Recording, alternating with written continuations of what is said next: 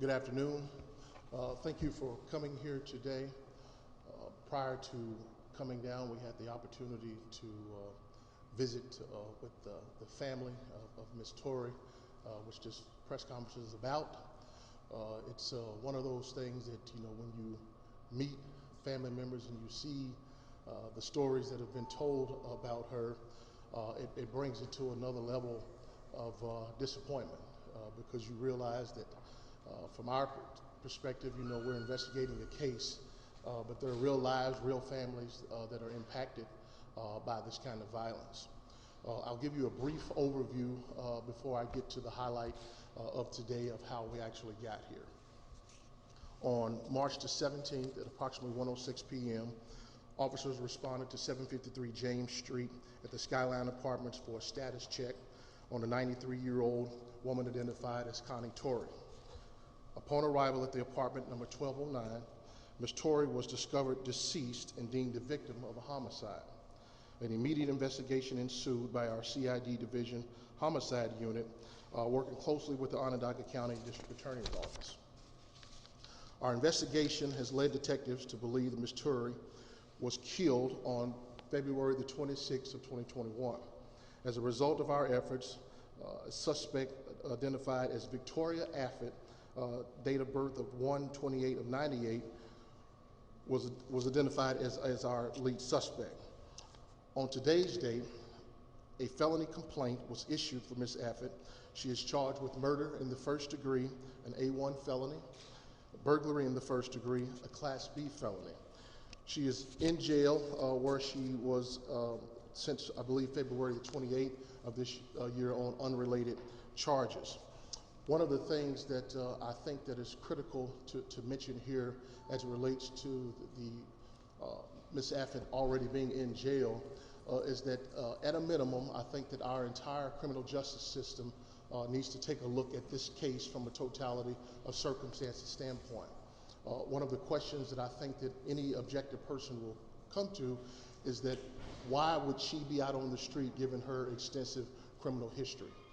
Police, we are a very important part of the criminal justice system, and this is not to point a finger at any one piece of our justice system, but when you look at the activity of this individual, the types of crime that she was committing, and the fact that she was on the street, I think that we all have to take a look to see how we could possibly make opportunities for improvement.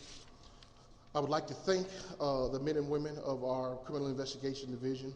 Once again, they've proven who they are as it relates to how professional they are and the kind of work that they put in. Very early, we were able to develop a suspect, but as it is with these complex cases, we have to put the pieces of the puzzle together, and that could not have been done without the DA's office. These cases are very complex, and in addition to having an arrest, our ultimate goal is to get a conviction, which is why sometimes it's frustrating to see that the ball is not quite moving down the field as fast as we would like. To our community, again, we're having a conversation about a very vulnerable person in our community that has died at the hands of violence. And for that, we ask you to continue to work with us. Parts of this case we were able to solve because of the help from our community. We certainly would like to be on the other side of these types of cases where we're able to prevent these kinds of things from happening, but we certainly need the help of our community to be able to continue to be effective. I'm going to turn this over now to Bill Fitzpatrick, who is our district attorney. Thank you, Chief. Ms. Affett is 23 years old at date of birth of January 28, 1998. She is currently facing charges of murder in the first degree, which is punishable with a maximum sentence of life without parole. She's also charged with burglary in the first degree. That is a crime punishable by up to 25 years in state prison. We are joined, the Chief and I, at the press conference this afternoon with Sue, Guy, Patty, and Sandy, who are on my right, your left, who are the nieces and nephew of Connie. And one of the sad things that I did earlier today was outline to them the criminal history of Ms. Affett. Arrests in March, April, May, June, July, August, August, October of 2020, sentenced to 9 months in January of 21, let out because of time served, indicted for assault, a failure to appear, arrested on February the 18th, 2021 for a strong-armed robbery of a 74-year-old woman, ironically enough, at the Skyline Apartments, a crime captured on videotape. And less than 24 hours later, despite the objections of the Onondaga County DA's office, Ms. Affett was released with no bail, and a week later is alleged to have murdered Connie Torrey. We have a serious problem in our criminal justice system. The deaths of Eva Fold and Connie Torrey have graphically pointed out what those problems are and should be obvious to any sentient human being. Gun violence in this city is up 73% in 1 year.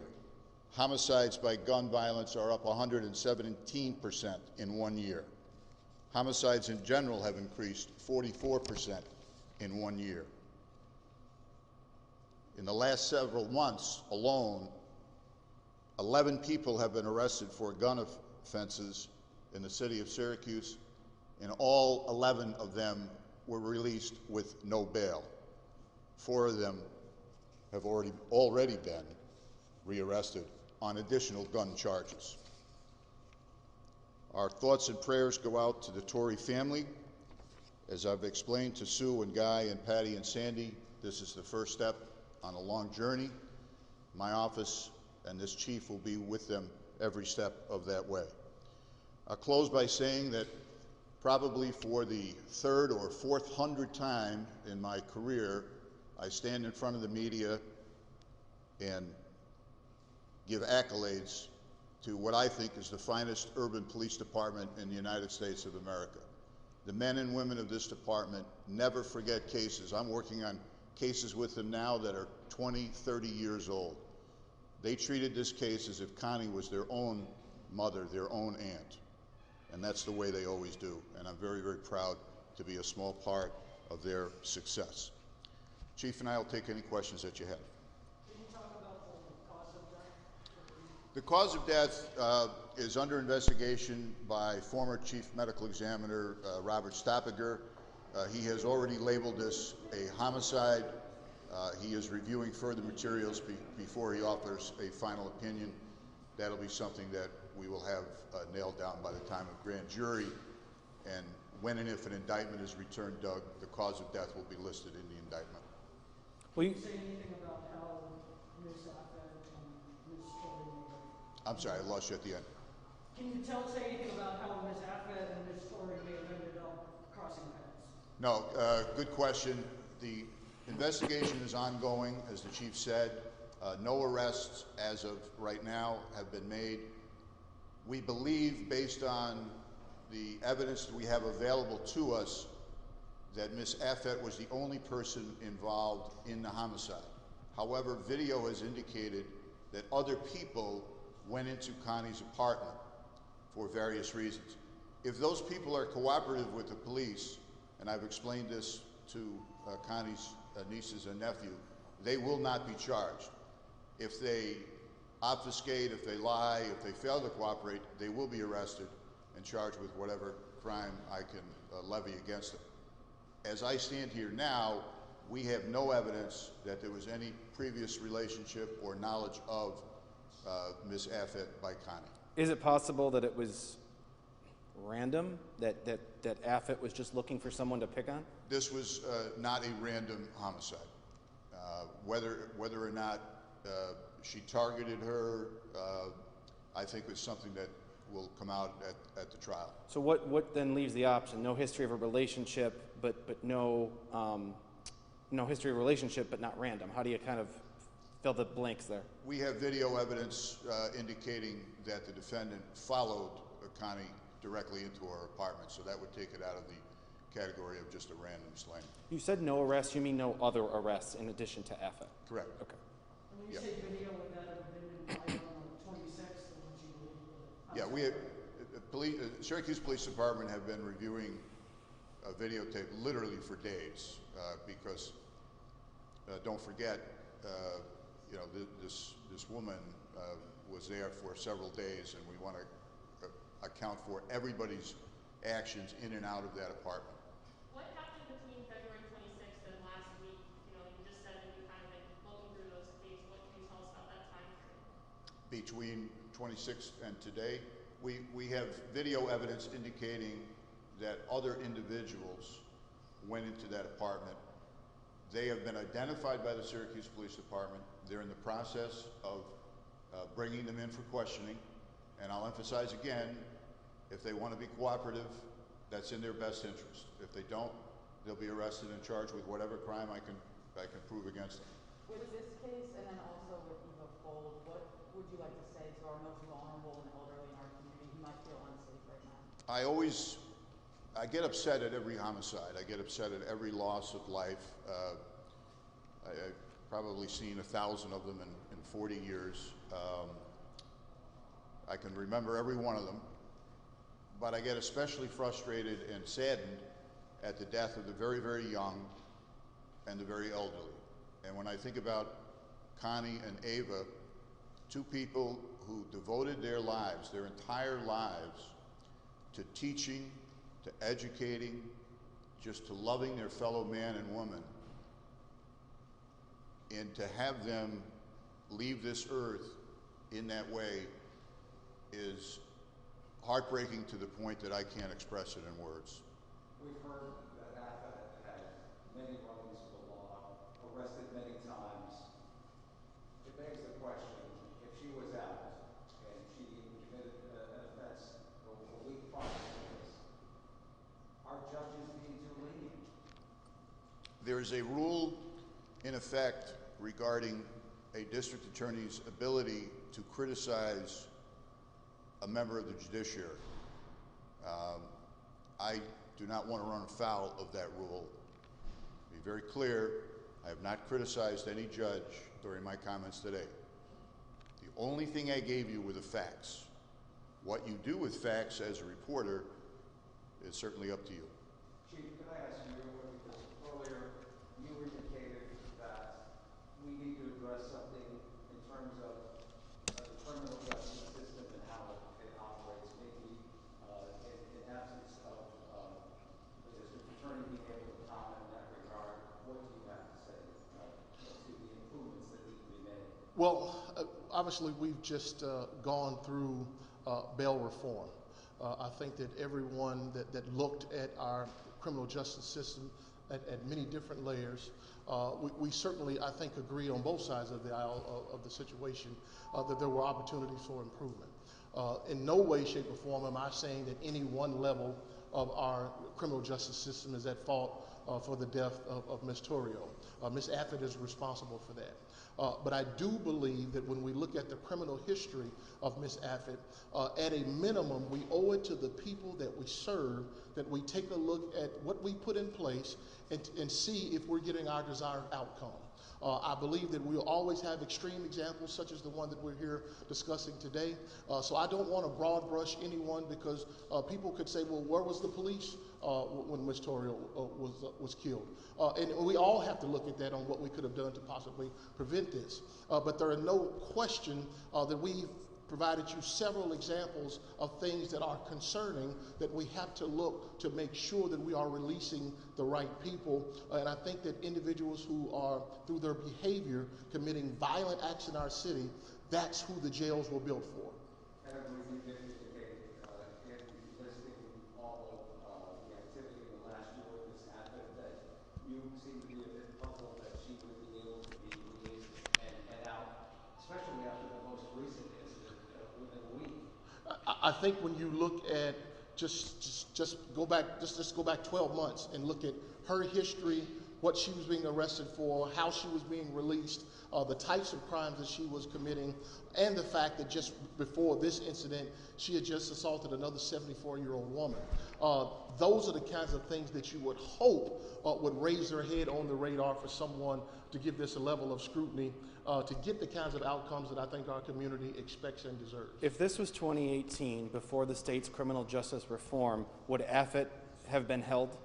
Would she still be in custody before this? Because I'm not the one that makes the decision on who's released and who's not, I wouldn't be able to tell you that. But I think if you go to police or if you go to prosecutors, we always believe that more people should be in jail than out. I think the judges try to do a good job of balancing that to make sure that we're doing it the right way. Our legislators put the bail reform in place to try to fix some inadequacies of the system. Again, this is not one finger pointed at anyone, but we have to look at these cases to see what we're doing so that we don't revisit something like this that is possibly preventable. Bill, do you think she would have been locked up? Bill, do you think she would have been locked up if it were 2018? I don't see why she would have been locked up in 2018 if it was the same judge. The judge in this case had the ability, even with bail reform, I say tongue-in-cheek bail reform, she still had the ability to set some reasonable bail on Miss Alpha. Have you talked to that judge since this press conference? Have I talked to that judge? No. Why not? When you get to know me better, you'll know why. She was charged with felony robbery and biting someone a week earlier, so is that bail reform and what? No. Under the bail reform statute, if someone has been repeatedly released and repeatedly reoffends and has caused some physical injury, she bit this woman, the judge under the new bail law has the authority to set bail. That's why we asked for $50,000 bail on the woman. What is distressing to me is that from 50 to 0 indicates that one of us was seriously wrong. And I think we now know who it was that was wrong. But to go from 50,000 to simply say, no, I've already made up my mind, I'm going to release her, without discussion, it seems to me that the people that represent the 500,000 people of Onondaga County who have worked through a pandemic, who have risked their lives coming to work every day, they deserve a little more respect when they stand in a courtroom and suggest a bail. These are not numbers picked at random off a Ouija board. These are numbers that are thoughtful and reflect the seriousness of the crime. And that argument was utterly rejected in this case. From the time of the crime happened to when Miss Corey was discovered, have there been any calls or complaints from neighbors about anything mysterious or suspicious or any smells? Well, the welfare check, I believe, came from the family. Yes. So nobody at Skyline, said, I haven't seen Connie in a week, or I heard something unusual. So that's not how her body was discovered, sadly. And we've reported over 500 calls to that location in a very short period of time. So there's a lot of things going on in that building. Despite all of the issues in Skyline, Chief, how, I guess, advanced would be the video technology of cameras and capture what you need to help further the investigation? There's no question that the cameras played a major role in aiding us in this investigation. So it was very, very helpful that the facility had working cameras that were certainly central to us getting that early traction with the case. How would you describe Affett's actions between the alleged crime and when she was locked up again? I could say your question again. What can you tell us about Affett's activity, behavior between the crime and when she was locked up again? Her whereabouts, any kind of information about? She's alleged to have stolen 2 different cars and crashed one. Right. Has that been arraigned, and will you guys be releasing her mugshot? She has been what we call paper booked about an hour before this press conference started. In my understanding, Melinda, she'll be arraigned tonight at the CAP Park, and there will be no bail set on her. Did she live at Skyline? No, she was technically homeless, but somehow, and again, the investigation is ongoing, she gained access to Skyline and eventually came into possession of Connie's key fob to get in and out. So is she living in Connie's apartment for 3 weeks? We don't know that. Don't believe that she was there full time, but again. couple more questions. To your point about those 500 calls you've received in the last few months, it's up to you to act on nuisance abatement actions. Why did you not do that before this? I think if you look back at the actions that the city has taken with that facility, I believe starting in 2018, we have targeted that location for the resources that we have in the city, and there's no magic wand that we can wave to where we can take over a facility and all of a sudden it goes from being held to Palm Beach. That's not how things work. The tools that we have, we've been applying them to that location. Obviously, we've intensified that since this incident, but the city is just not in the practice of walking in and taking over facilities without giving ownership an opportunity to proactively cooperate with us. Obviously, at my first press conference, I talked about our frustration with the ownership of this location. But again, I don't want to lay all of it at their feet either. This is a tragic incident that happened. That there are many things that we need to review as to how we respond to those incidents. You have video of Ms. Abbott following Ms. Torrey into her apartment. Do you have any idea what her motive was at that time? Why she was following her in and why she committed this homicide? Well, she's also charged with burglary, which in many instances involves a theft. Can you speak more to that, what the theft might have been? Yeah, well, we'll talk. That's something we'll probably discuss at trial, Doug. And everything that you've laid out here today is terrible on every level. So what is both of your message to the city of Syracuse today? Message to whom? To the city of Syracuse. To the city? Well, my message to the city is you're very lucky to have this man as a chief. He's very lucky to have the men and women working for him.